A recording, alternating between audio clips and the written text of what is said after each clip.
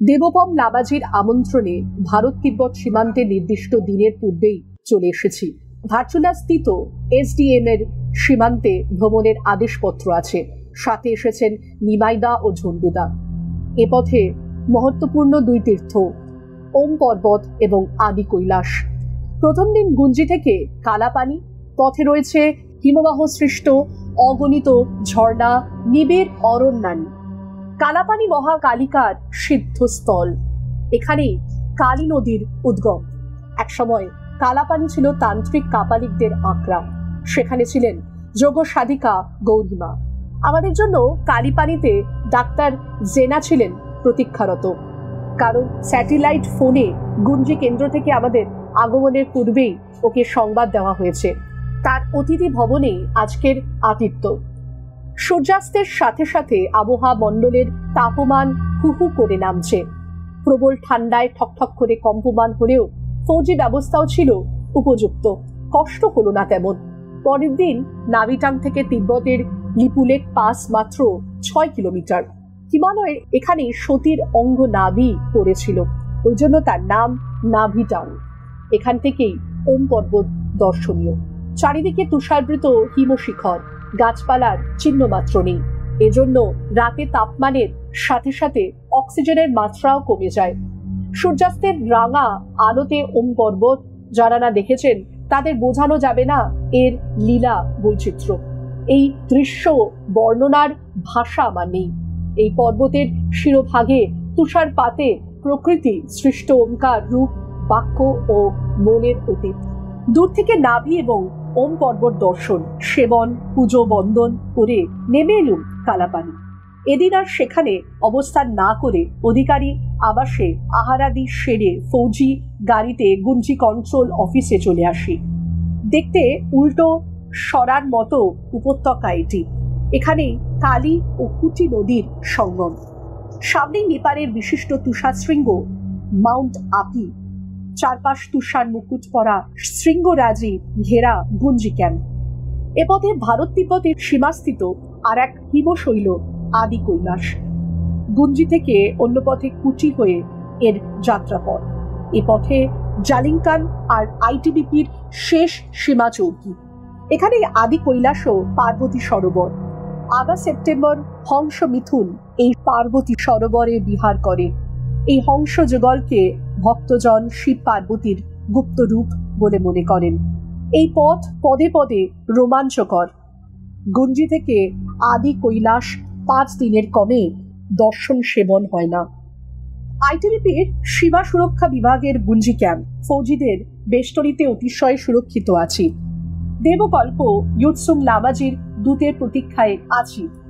একদিন দুজন বার্তাবহ নেপালি যুবক ঋষি প্রতিম ইউৎসুং লামাজির বার্তা নিয়ে এলো।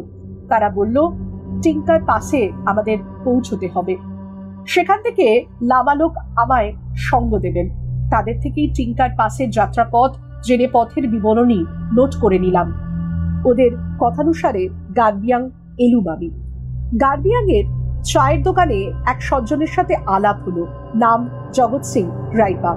কথা প্রসঙ্গে তাকে টিঙ্কার যাবার কথা জানালাম। বললেন, আপনি কি আরো আগে যাবেন? আমি বললাম, যাত্রাপথের লক্ষ্য তিব্বতে মানুষ যাত্রার কথা। তিনি বললেন, তার মায়ের মামা অর্থাৎ দিদিমার ভাই 8 বার এ পথে কৈলাস মানুষ যাত্রা করেছেন। টিঙ্কারের পথেই তিনি থাকেন। আপনি সে পথেই যাবেন? আরো উৎসাহিত করে বললেন, নানাজির সাথে অবশ্যই সাক্ষাৎ করে যাবেন। তিনি আপনাকে যাত্রাপথের পূর্ণ বিবরণ দেবেন। বুঝলাম নানাজির সাথে জগৎ সিং রাইপার সাক্ষাতের তীব্র ইচ্ছা থাকলেও তা হয়ে ওঠে না। অনেককাল আগে তিনি নানাজিকে দেখেছেন, আজকাল যাতায়াত হয় না।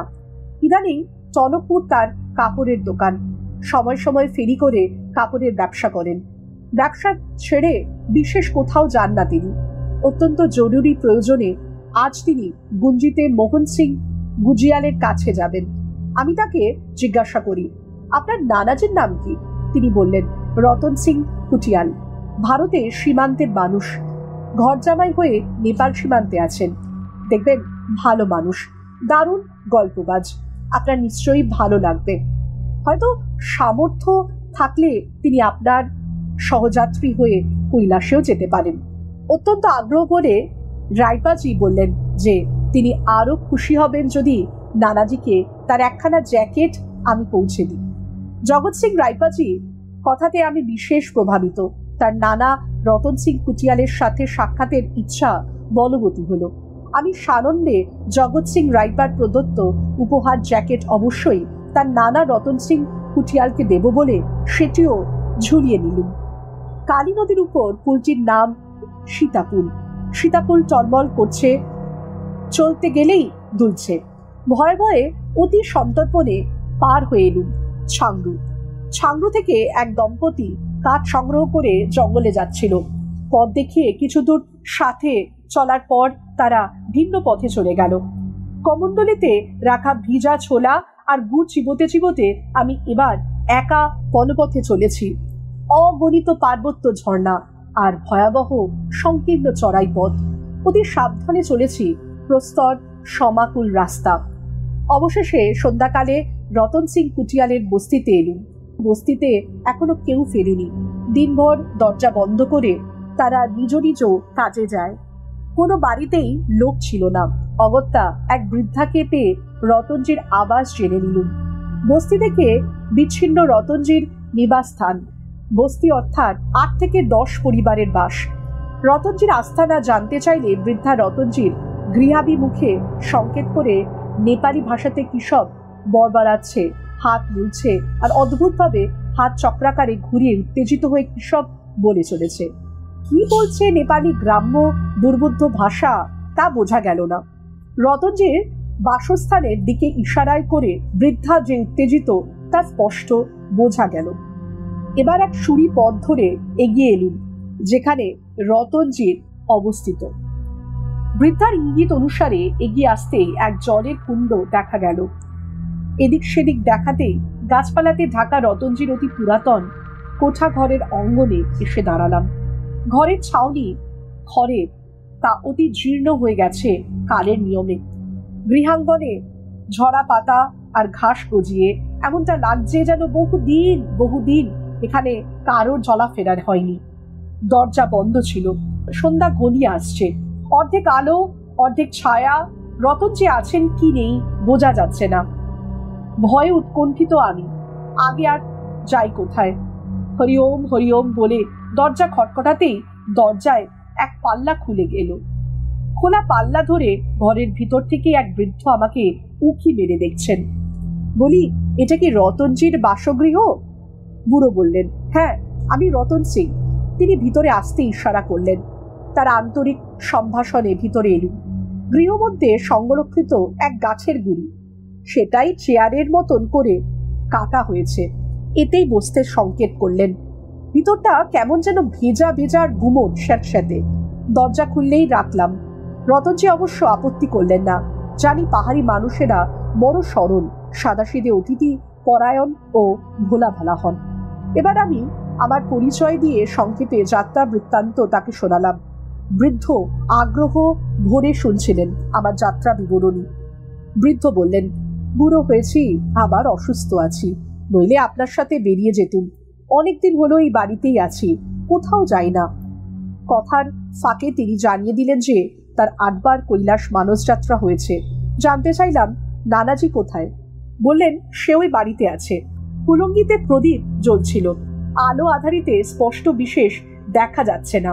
প্রদীপের হালকা প্রকাশে দেখা গেল রতনজির কোটরাগত বিবর্ণ মুখ, ফ্যাকাশে চোখ যেন স্থির এবং নিষ্পলক, দাড়ি ভর্তি মুখমণ্ডল, কপালে 5-6টা বলিরেখার ভাঁজ, নড়বড়ে সামনের 2টো দাঁত, কথা বললেই নড়ছে, কাকলা মস্তক, দীর্ঘ কর্ণ, চর্মাশার অতিকৃষ্ট লম্বাটে শরীর, জ্যাকেটের মতন এক কম্বলের চাপকান আর ঢিলা পাজামা পরিহিত। চাপকান আর পাজামাতে অনেক তালি লাগানো, দারিদ্র্যের ছাপ স্পষ্ট। চেহারা দেখে আমার কেমন কেমন লাগছিল। ভাবলাম, যাই বাহু, খোলামেলা গিরিকন্দরে থাকার চেয়ে এটা তো নিরাপদ আশ্রয়।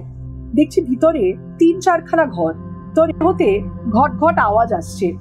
ভাবি বৃদ্ধা নানি হয়তো খাবারের বন্দোবস্ত করছেন। বৃদ্ধ আমার কাছে বারবার আসছেন আর যাচ্ছেন। বললুম, ব্যস্ত হবেন না, কোনো সংকোচ করবেন না, আমার কাছে রুটি আছে, একটা আশ্রয় পেয়েছি, এটাই যথেষ্ট। বৃদ্ধ বললেন, গৃহাগত অতিথির আহারাদি কি হবে এটাই ভাবছিলাম। আমার তো খাবার অরুচি, বায়ুগ্রস্ত, তাই আহারাদি করি না। দেবার মতন কিছুই নেই, ওই বোতলটাতে ঘি আছে, আপনি না হয় ঘি দিয়ে আপনার রুটি আহার করুন। তারপর কাঠের এক চৌকি ও দড়ির খাট দেখিয়ে বললেন, ওই দেখুন, কড়িখাটে বিছানা ঝোলানো আছে, সংকোচ রাখবেন না, আপনি আপনার ইচ্ছা মতো ব্যবহার করবেন। আহা, স্বাস্থ্য ভালো থাকলে আপনার সহযাত্রী হয়ে আনন্দ ছিল। আজকাল ঘরের বাইরে যাই না, নইলে সকালবেলা কিছুটা এগিয়ে দিয়ে আসতাম। সবিনয় বললুম, আপনি বৃদ্ধ হয়েছেন, আপনাকে কষ্ট দেব না, শুধু বলে দিন সকালে কোন পথ দিয়ে টিঙ্কারে যাব। বৃদ্ধ বললেন, সকালে আপনি কুণ্ডের উপরের রাস্তাটা ধরে উঠবেন। বৃদ্ধকে করজোড়ে নমস্কার করে বললুম, আপনার আশ্রয়ে আছি, পরিচিত হয়ে ধন্য হলাম। ভোরের আলো ফুটলেই আমি যাত্রা করব। এবার তার সম্পর্কিত নাতি জগৎ সিং রাইপার প্রদত্ত জ্যাকেট দিলুম। রতনজি দুহাত বাড়িয়ে নিলেন। নিউরোবিয়ান, ভিটামিন আর লি-52 কিভাবে খাবেন বুঝিয়ে দিয়ে কিছু তার হাতে দিয়ে আসলুম। বৃদ্ধ ধন্যবাদ জানিয়ে ভেতরে ঘরে চলে গেলেন। আমি স্লিপিং ব্যাগটা খুলে দড়ির খাটে শুতে গেছি। খাটে বসতেই কবেকার ঘুণধরা খাটসহ অতি পুরাতন দড়ি ছিঁড়ে ধরাম করে নিচে পড়লাম। অগত্যা কাঠের চৌকিতে গেছি, দেখছি প্রায় এক সিমেন্টের পুরো ধুলো ময়লা স্তর জমে আছে। এখন রাত হয়েছে, সাফাইয়ের সময় নেই। অগত্যা তারই উপর প্লাস্টিক বিছিয়ে স্লিপিং ব্যাগে শুয়েছি।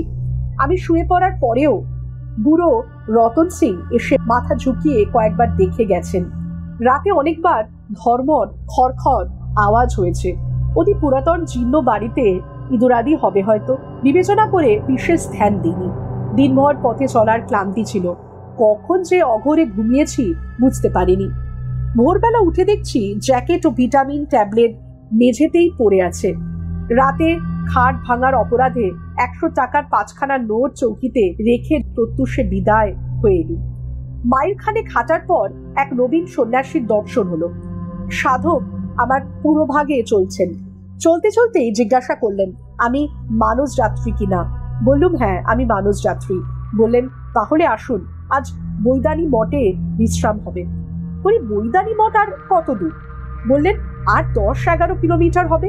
আমি তো আপনার সাথেই আছি, উচিত সময় আপনাকে পৌঁছে দেব। চলার পথে সন্ন্যাসীর পরিচয় জানতে চাইলে বললেন, নৈমিষারণ্যবাসী স্বামী রাঘবেন্দ্র তিনি। আমি আগ্রহ ভরে তার সন্নিকটে চলার চেষ্টা করছি, কিন্তু কাছাকাছি হলেই তিনি তড়িৎ গতিতে এগিয়ে চলেছেন, দূরত্ব বজায় রেখেই চলছেন। আমিও তাই দূরত্ব রেখেই চলছি।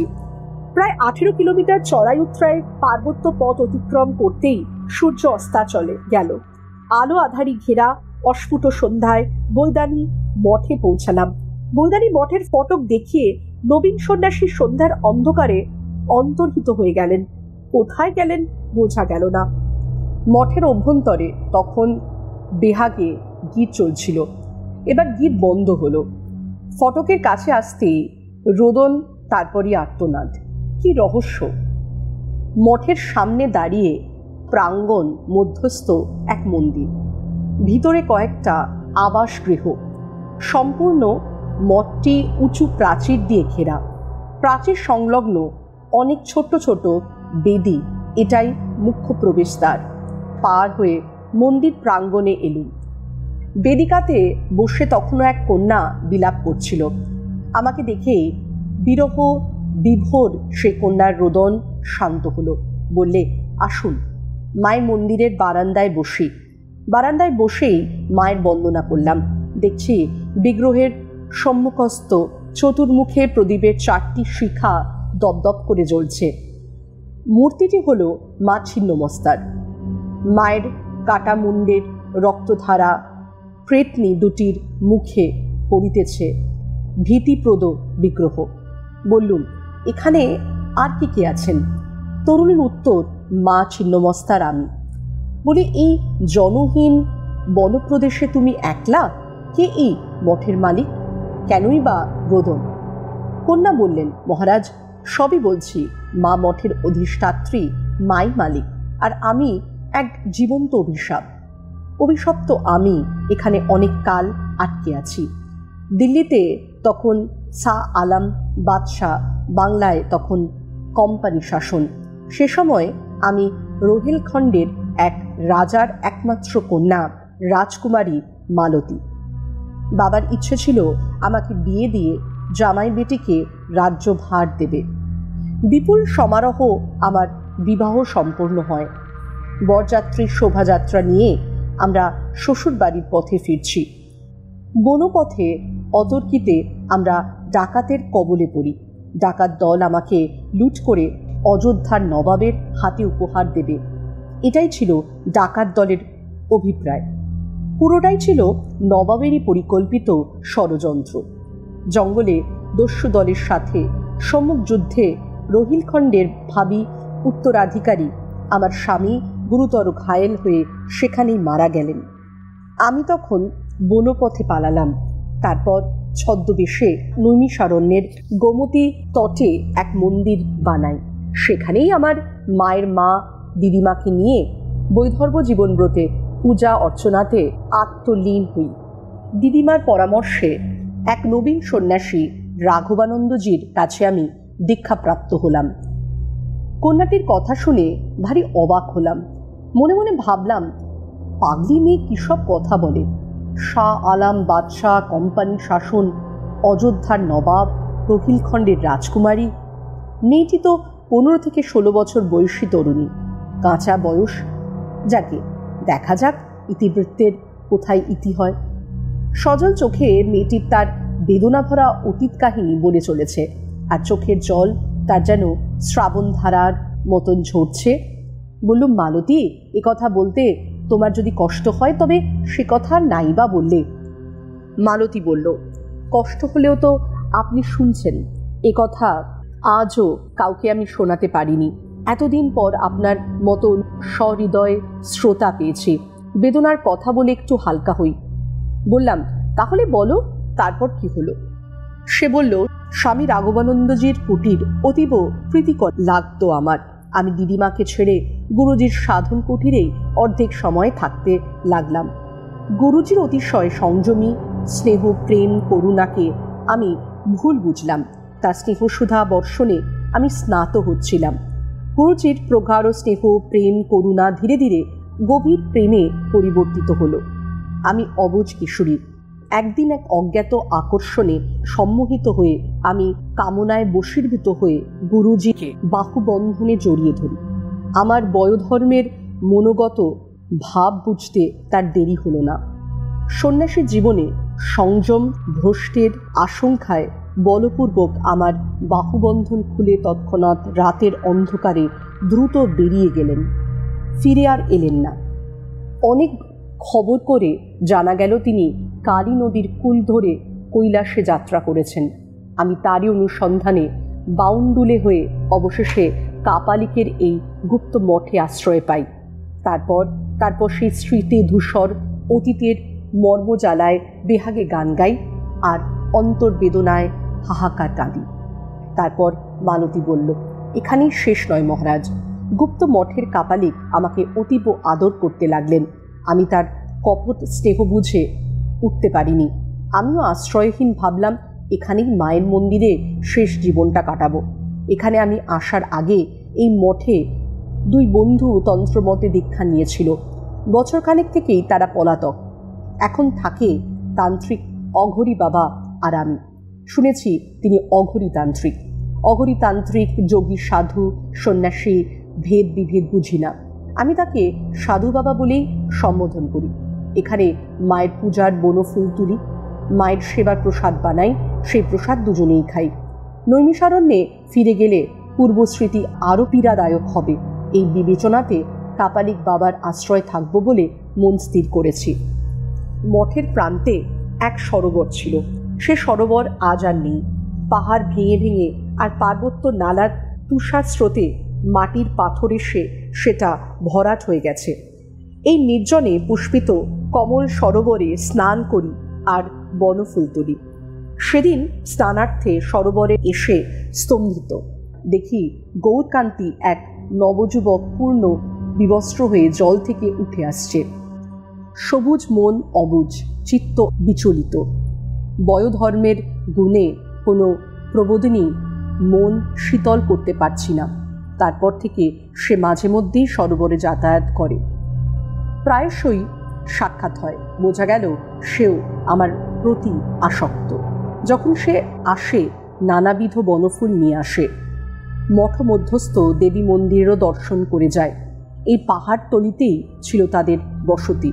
সে বস্তিও আজ আর নেই। বিসূচিকা রোগে সারা গ্রাম উজাড় হয়ে গেছে। বর্ষা বসানে সেদিন শরৎ সমীর মন উদাস। কোনো এক অদৃশ্য প্রেরণায় মঠের বাইরে এসেছি। আজও সেই যুবক এসেছে। নাম তার সুরেশ। সেদিন ছিল অমাবস্যা। অঘরী তান্ত্রিক বাবা আমাকে একটা ছোট ঘরে আবদ্ধ রাখল। মধ্যে মধ্যে শুনছি কাপালিক বাবার হুঙ্কার। কাল বেলা হোক, জানি না কাল বেলায় কাপালিক আমাকে কি করবে। ভীত সন্ত্রস্ত প্রাণ ওষ্ঠাগত সুরেশ মঠের বাইরেই ঘুরপাক দিচ্ছিল। আর ইচ্ছে যে রাতের অন্ধকারে সে আমাকে মঠ থেকে মুক্ত করবে, সে আর হলো না। দীর্ঘ নিঃশ্বাস ছেড়ে নীরব হলো মালতী। বলি, তারপর কি হলো মালতী? সে বলে, আপনাকে দিয়ে আমার কাজ হবে জেনেই আমার গুরুজি রাঘবানন্দজি আপনাকে এই মঠে পৌঁছে দিয়ে গেছেন। প্রায় 300 বৎসর হতে চলেছে আমি এখানে আটকে আছি। একটু পরেই দেখাবো সেই স্মৃতিধূসর অতীতের ঘটনা। দেখলেই বুঝবেন কেন আমি আবদ্ধ আছি। মহারাজ, আপনার সাথে 2 অশরীরী আত্মা চলেছে। আমি ওদের মতন আপনার সহযাত্রী হব না। আপনি ভীত হবেন না মহারাজ। এই দেখুন, কাছেই আমার সমাধি। এই সমাহিত স্থানের এক চিমটে মাটি মানস সরোবরের জলে বিসর্জিত হলে আমি আমার প্রেত শরীর থেকে মুক্তি পাব। আমি তো স্তম্ভিত। কি বলে মালতী? আমার সামনে তুমি বসে আছো, গান গাইলে, গল্প বলছো। কে বলে তুমি প্রেত হয়েছ? করজোরে মালতী বলল, বিশ্বাস করুন মহারাজ, প্রায় 300 বছর এখানে এই মঠে অবরুদ্ধ আছি। আগে বলুন, আমার সমাধি স্থানের মাটির মানসতীর্থে নিয়ে যাবেন তো? আমি একবার বললাম, দেখো, আমার এইটুকু সহযোগিতার তোমার মহৎ উপকার যদি হয়, আর এতে আমার অনিষ্ট না হলে অবশ্যই কথা দিচ্ছি, ভরসা রেখো। আমি সন্ন্যাসী, সকলে আমার আপনজন। এতে যদি তোমার প্রেত বাধা কাটে তবে নিশ্চয়ই যেন এই উপকার আমি করব। এবার শেষ কথা বলো, তারপর কি হলো? অকস্মাৎ মন্দিরের কাছে ঝনঝন শব্দে আমার দৃষ্টি বলিবেদীর দিকে ঘুরে গেল। দেখছি এক ভয়ঙ্কর নির্দয় কাপালিক। ললাটে তার রক্তরাঙা তিলক, গলায় দোদুল্যমান অক্ষমালা, কপালে ও কোমরে কালো পট্টি, পেশিবহুল শরীর। সে এক ভীত আর্ত প্ররুদ্ধমান তরুণীকে বলপূর্বক টানতে টানতে আনছে। তরুণীর আলুলায়িত কেশোদ্দাম, বিস্ফারিত নয়নে অশ্রুজল, গগনভেদী আর্তনাদ করছে সে। যুবতীর পেছনে মোরা দুহাত বাঁধা। যুবতীকে যুপকাষ্টে ফেলে গলা দাবিয়ে কাপালিক এবার খিল ঠুকে দিল। নেড়ে শেষবারের মতন আকাশে বিদীর্ণ করে চিৎকার করছে। কাপালিকের হাত থেকে মুক্ত করার কেউ নেই এখানে। অঘরী কাপালিক এক খড়গ ঊর্ধ্বে তুলে খড়গের ধার দেখে নিল। প্রথমে হালকা করে তরুণীর মাথায় ঠেকালো, দ্বিতীয়বার খড়গ তুলে সে তার ধর থেকে মুন্ড এক কোপে ছিন্ন করে দিল। নবীনা কন্যার ছিন্ন মস্তক দূরে ছিটকে পড়ল। কাটা ধর উছলে ওঠে, থরথর করে কাঁপছে। ঠিক সেই সময় এক বলিষ্ঠ নবযুবক ঝড়ের বেগে এসে থামালি হাতে পেছন থেকে দণ্ডায়মান কাপালিকের ধরমুণ্ড পৃথক করে দিল। এ কাজ মুহূর্তে হয়ে গেল। 2 ধর 2 মুণ্ড এখন শান্ত। অঙ্গন ভেসে যাচ্ছে রক্তে। বলি প্রদত্ত মেয়েটি অন্য কেউ নয়, সে রাজকুমারী মালতী। আর বলিষ্ঠ ওই নবযুবক হলো মালতীর প্রেমিক সুরেশ। মন্দির প্রাঙ্গণে মালতীর খণ্ডিত শরীরে সমাহিত হয়েছিল, আর নির্দয় কাপালিকের দেহ টুকরো টুকরো করে পাহাড় জঙ্গলে ছড়িয়ে দেয় সুরেশ।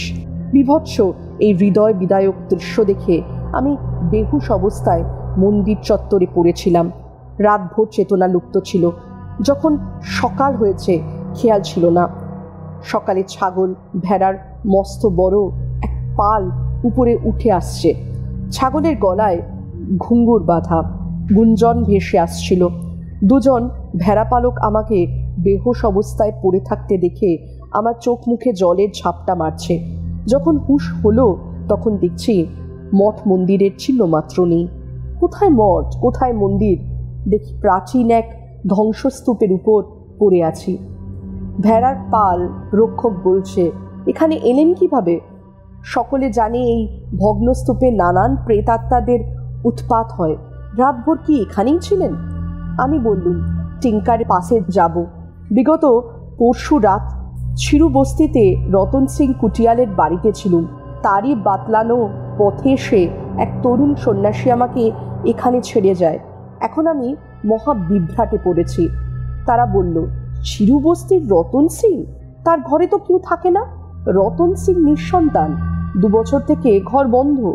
বুড়ো বুড়ি উভয়ে 5-6 মাসের ব্যবধানে মারা গেছেন। আবাস গৃহটির দখলদারি নিয়ে বিবাদ চলছে।